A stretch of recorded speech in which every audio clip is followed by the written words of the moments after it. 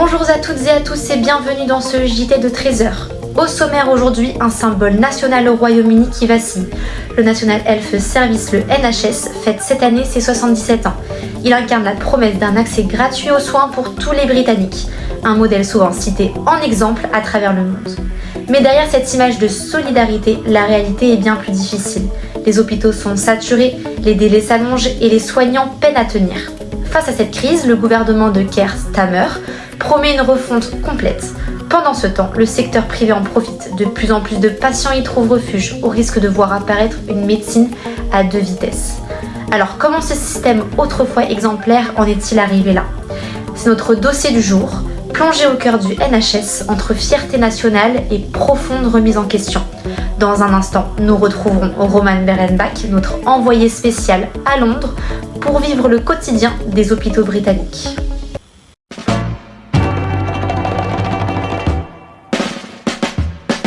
Donc oui, merci Léa. Donc je suis actuellement à Londres et quelques rues derrière moi, l'hôpital Saint-Thomas au bord du gouffre.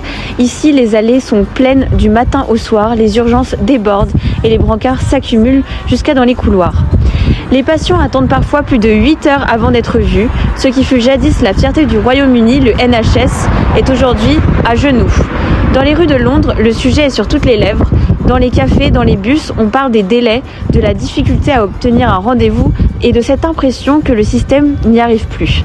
Concrètement, les listes d'attente atteignent désormais 7,4 millions de patients, soit 2 fois plus qu'avant la pandémie du Covid. Le gouvernement travailliste de Keir Starmer promet une refondation complète, numérisation des dossiers médicaux, recours à l'intelligence artificielle pour accélérer les diagnostics et un virage vers la prévention. Cependant, le privé s'impose comme une échappatoire.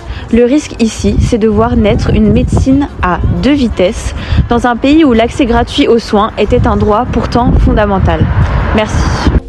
Merci Roman pour votre intervention. Nous accueillons désormais sur notre plateau Ryan Badourali, expert en système de santé en Angleterre, qui nous aidera à analyser et mieux comprendre les enjeux.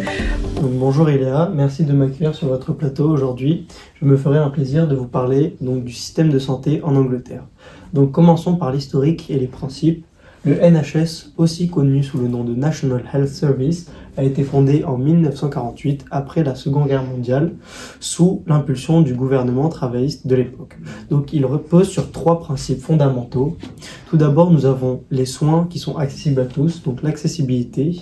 Nous avons les soins qui sont gratuits au point d'utilisation, donc la gratuité. Et enfin, nous avons le service qui est dispensé selon les besoins cliniques, non en fonction de la capacité de paiement, donc qui est personnalisé.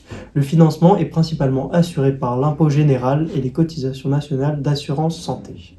Donc au fil du temps, le système a été réformé notamment via des agences régionales, des Integrated Care Systems, donc ICS, depuis 2022 en Angleterre pour coordonner les soins primaires, hospitaliers et communautaires. Alors tout d'abord, comment le NHS organise-t-il les soins en Angleterre et quels mécanismes permettent leur coordination entre hôpitaux, GP Practice et Integrated Care System ICS? Donc, pour vous répondre, nous allons parler du fonctionnement et de l'organisation.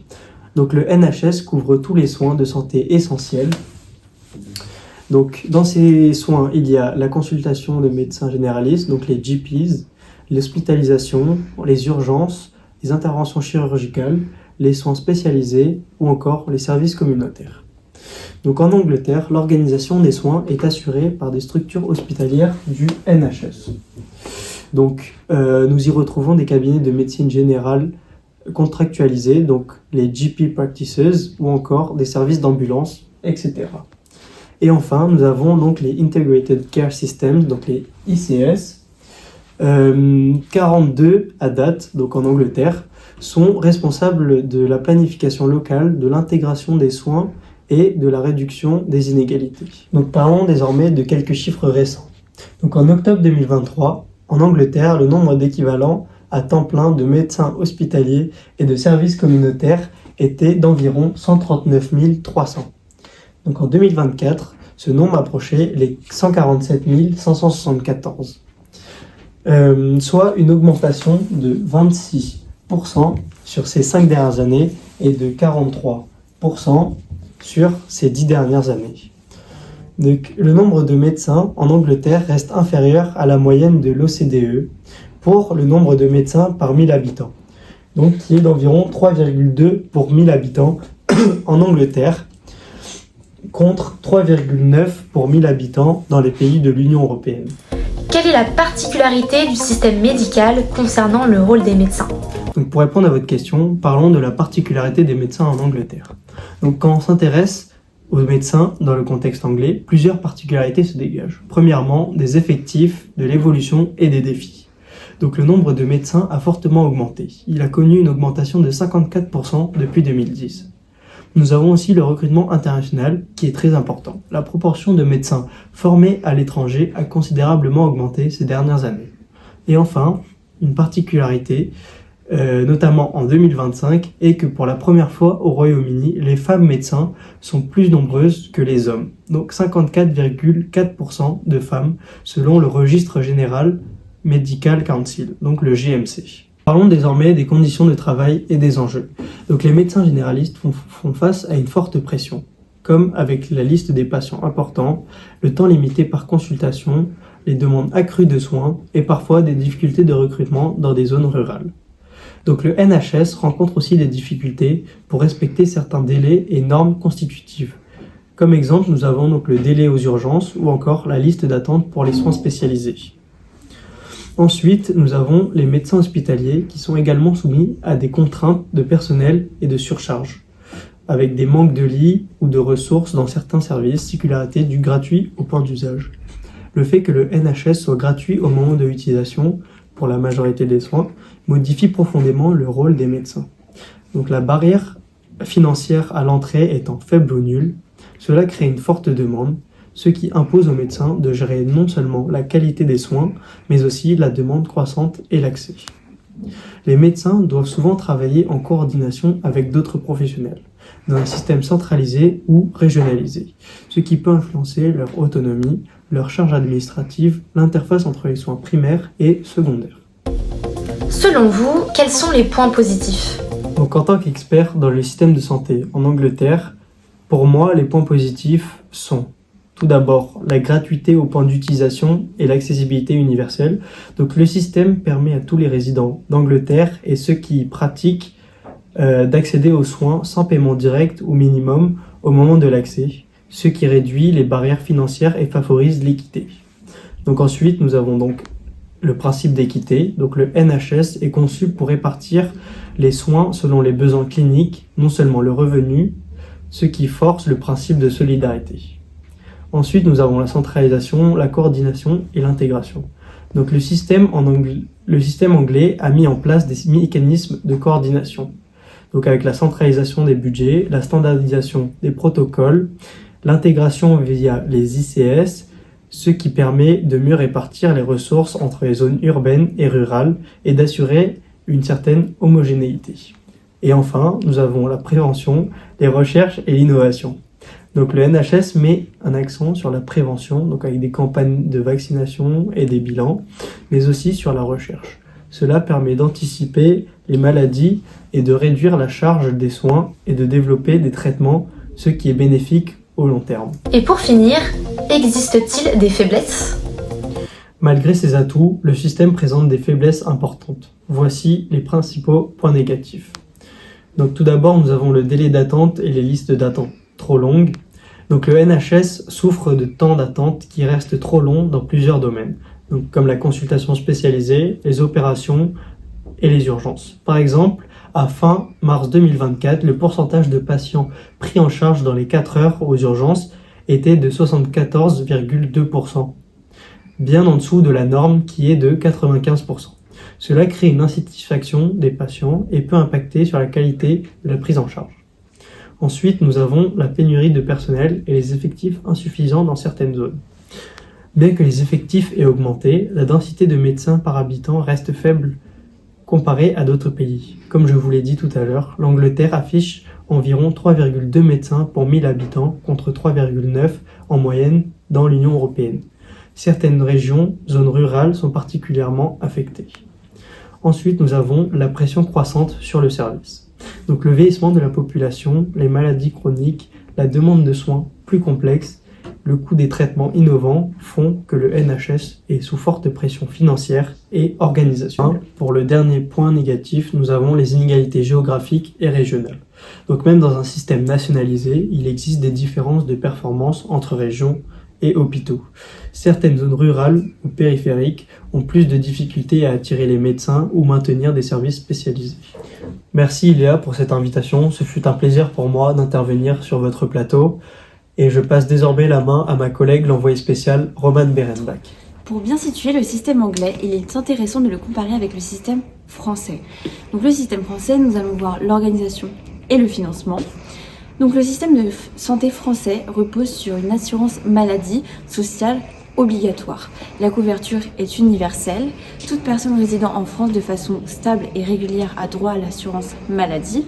Le pouvoir de l'assurance maladie permet un financement public majoritaire. Donc en 2020, les dépenses de santé courantes par habitant étaient très élevées et représentaient 12,2% du PIB. En 2021, les dépenses publiques de santé représentaient environ 79% du total des dépenses de santé. Les frais à la charge des patients sont relativement faibles, donc environ 9% des dépenses totales de santé en 2021-2022. Et le système français combine soins primaires, hôpitaux publics et privés, remboursement des soins, forfaits, etc. Les patients ont souvent une liberté du choix du praticien et de l'établissement. Et donc pour ce qui est des défis de la France, c'est un maillage territorial inégal, donc les zones blanches ou les déserts médicaux, les coûts élevés du système, la pression sur les ressources et les conditions de travail des soignants. Nous pouvons donc faire une comparaison directe avec l'Angleterre. Donc les points de force que nous avons comparés sont que le modèle anglais est très fort au niveau des principes d'égalité, de la gratuité et de l'accès universel dans ce domaine. Il est souvent cité comme prototype. Le système français, quant à lui, combine aussi une forte couverture, une liberté de choix plus marquée, une densité médicale, donc dans les zones urbaines, souvent meilleure. En France, l'accès aux médecins généralistes ou spécialistes libéraux est dans de nombreuses zones, plus directes et flexibles. La France offre une couverture protectrice du point de vue financier pour les patients, ce qui est un atout. Le point faible comparé sont que l'Angleterre souffre de délais de densité médicale plus faibles, de pression croissante sur le système, et la France peut avoir moins de ces retards mais souffre de coûts élevés, de nécessité de financement toujours croissant et de disparités territoriales importantes. Le système anglais a moins de liberté individuelle, de choix immédiats. Il faut souvent passer par le GP, puis par une liste d'attente. En France, bien que les délais existent, le patient peut plus facilement consulter un spécialiste ou choisir un hôpital privé. Le financement du NHS étant fortement dépendant du budget public, il est plus vulnérable aux contraintes budgétaires que certains systèmes mixtes. Passons à la rubrique Qu'en pensent les Français avec notre envoyé spécial Roman Berenbach. Bonjour, qu'est-ce que vous pensez du système de santé en Angleterre ? Donc moi personnellement j'ai de la famille en Angleterre et donc c'est vrai que de ce que j'entends c'est compliqué en ce moment. J'ai entendu qu'il y avait des dégradations surtout en termes d'attente d'ambulance et il y a ma belle-mère par exemple où je sais qu'elle a attendu avec un bras cassé et l'ambulance n'est jamais venue. Donc bonjour, êtes-vous satisfaite du système de santé en France ? Oui, plutôt ça va. Est-ce que vous savez ce qui se passe en Angleterre ? Ouais, c'est vraiment effrayant. Merci à vous Roman pour ce témoignage sur le terrain et à vous Ryan pour votre analyse. On le comprend bien, le NHS reste un pilier du modèle social britannique fondé sur l'égalité et la gratuité des soins. Mais aujourd'hui, il est fragilisé par une augmentation de la demande, des effectifs insuffisants, des délais d'attente et des pressions budgétaires. Les médecins y jouent un rôle central mais sont aussi soumis à de fortes contraintes. Un système admirable dans ses principes mais mis à rude épreuve dans la réalité. Comparé à la France, où la liberté de choix et la densité médicale sont souvent plus favorables, mais à un coût élevé et avec des disparités, le système anglais mise sur une forte équité et un financement public tout en devant améliorer l'accès et la rapidité des soins. Reste à savoir si les réformes promises permettront au NHS de tenir encore cette promesse essentielle, soigner chacun sans distinction. Merci et très bon après-midi.